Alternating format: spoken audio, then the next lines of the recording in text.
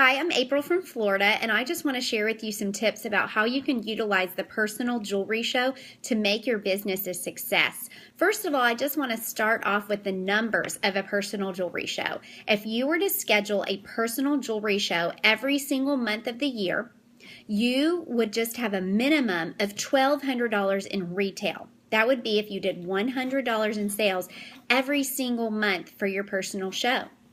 You would profit $600. That will easily take care of your renewal for that year. And it will also put $360 in free jewelry on your table to add to your display. So the numbers alone say that it is something that you should really start doing in your business.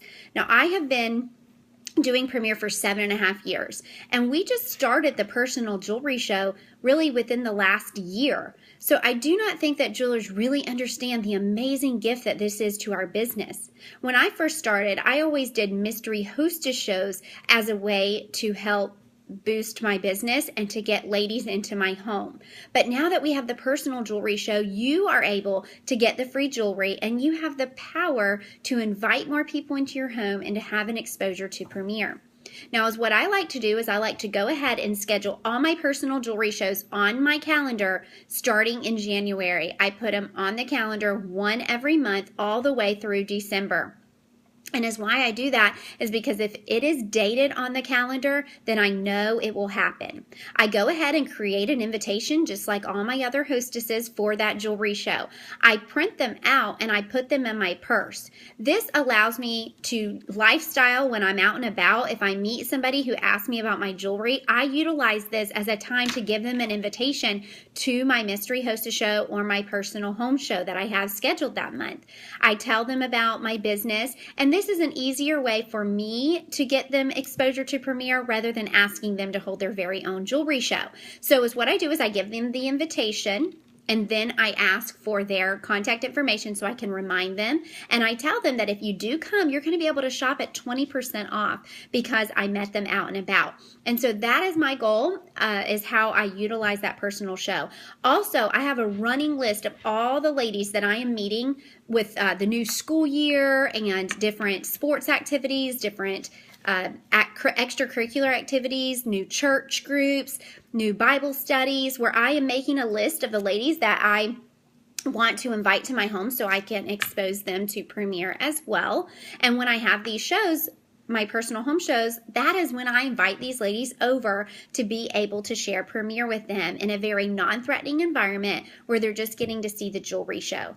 Now, when I'm doing these personal jewelry shows, the goal is not sales. It is to further my business. It is to get more bookings on my calendar and to get these ladies to introduce me to more ladies that they know. So even if I have 3 ladies there at my show, I am not opposed to that. I get great personal time with those 3 ladies. I get to build relationships with them, and I get to do a booking activity with them and encourage them to get on my calendar.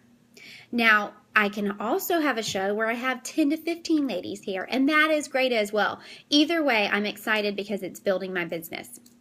Some other ideas that I like to do for a personal jewelry show is a new line launch. So when the new line comes out, I want to invite past hostesses, customers, new ladies to come and help me vote on the new line so I can see what I should show for the new upcoming season. And I tell them each, just for coming, they're going to get a $10 gift card to apply to their $20 or more order on the new line. They all love this. They get excited about it, and I usually can have a packed house. Another thing that I like to do is the mystery hostess show, where I do give free jewelry away. So I'll do about 2 of those a year, and they're annual. So my customer base knows that those are coming up, and those are a great opportunity for me to keep the jewelry in front of them and to get continuous bookings as well. Another thing that I like to do is a fundraising personal jewelry show. So I pick a ministry or organization that is very close to my heart, and I do my show as a fundraising show. And for further bookings at that show is what I do is I have them all go around, introduce themselves, and talk about an organization or a ministry that they are very passionate about. And then during the booking activity, my goal is for them to schedule their very own jewelry show for the organization that is near and dear and close to their heart, and I am going to do a percentage back to their organization. I totally stole this from one of my jewelers, Peggy, who does this all the time for her business. And so this is a great way to help ladies have jewelry shows that might not, but for a great cause.